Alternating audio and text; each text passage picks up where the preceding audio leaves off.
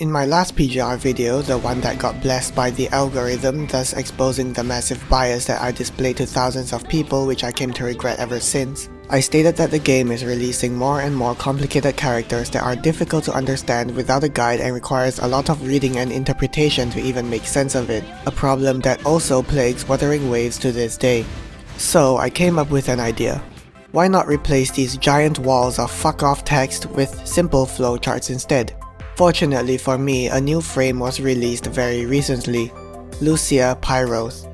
This frame is very complicated compared to every other character so far, and the name is as uncomfortable for me to say as hyperreal.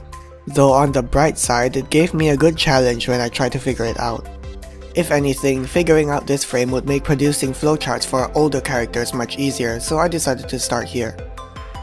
After spending all my black cards to obtain the frame, I did some reading, watched some guides, and went into training mode. Then after a few hours, I made up a rough flowchart that looks like this.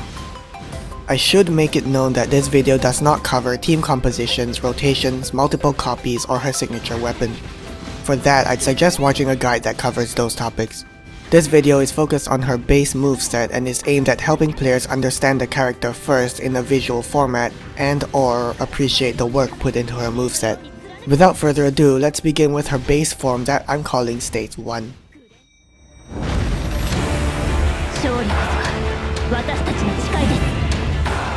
In State 1, Lucia Pyroath has two substates, grounded and floating.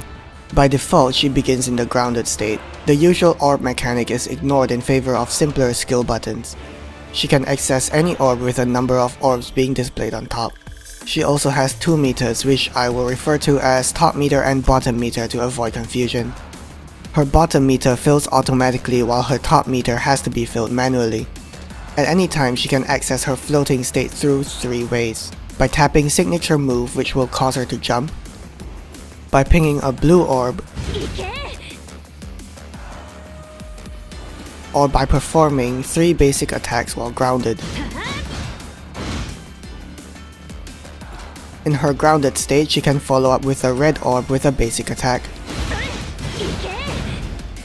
or a yellow orb with 4 basic attacks.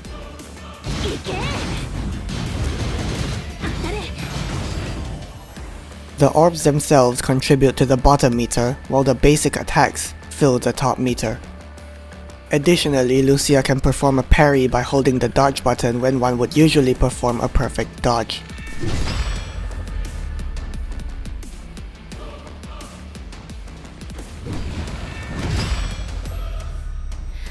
In her floating state, her red and yellow orbs and their respective follow-ups remain the same.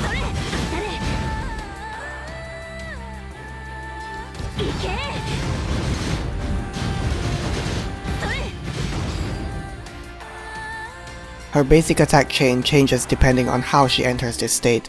If the player pings a blue orb or taps the signature move, the basic attack chain consists of 3 parts. If the player performs 3 basic attacks while grounded, the first part of the chain is skipped. The third basic attack ends with a flash and returns her to a grounded state. This flash can be followed up with a time basic attack to keep her in the floating state. Alternatively, it can be followed up with a blue orb which builds up a third meter called electric current. This can be followed up with the third grounded basic attack which returns her to her floating state. Additionally, holding the dodge button will result in a special attack that does not drain the dodge meter. Here's the flowchart so far.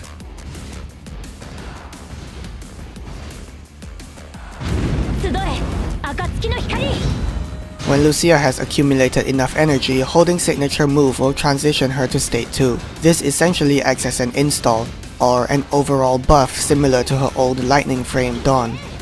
As far as I can tell, her moves from state 1 remain the same. While in state 2, the bottom meter acts as a timer that returns her to state 1 when it is empty. Lucia also gains access to new moves in this state.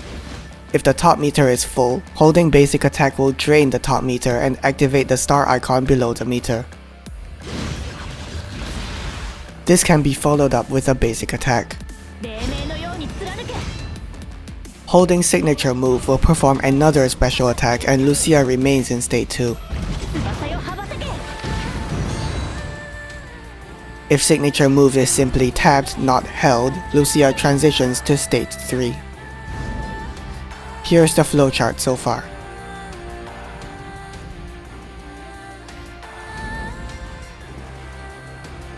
State 3 is the simplest of all, where Lucia is freely able to move around and fly at the cost of the player's dodge meter.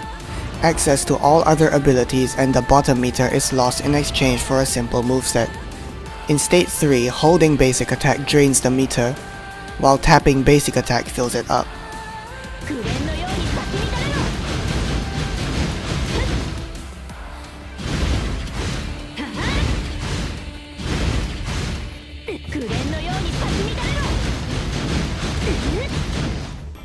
From here, tapping signature move will result in Lucia's final ultimate ability.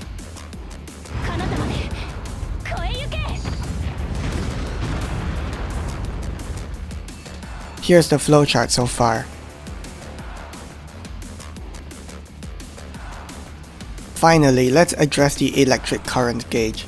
Lucia Pyroath has a status effect tied to her and currently Karenina, Sire, called Plasma Beam. It's basically bonus damage over time. Once this is full, holding blue orb in either state 1 or 2 will activate Plasma Beam, which I'll refer to as state P. This can overlap with state 1 and 2 and changes all her orbs to blue orbs, which presents a good opportunity for mindless spam. Since Lucia takes a while to build it up, it's better to outsource it to Karenina if she's available.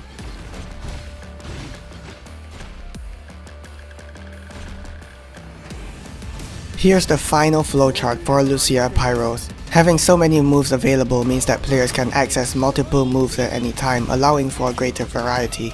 Although having so many moves is a good start for a dedicated character action game, cramming all of them into a single frame inside a game that was originally meant for and still supports mobile devices with limited inputs compared to controllers and keyboards may not have been the best idea.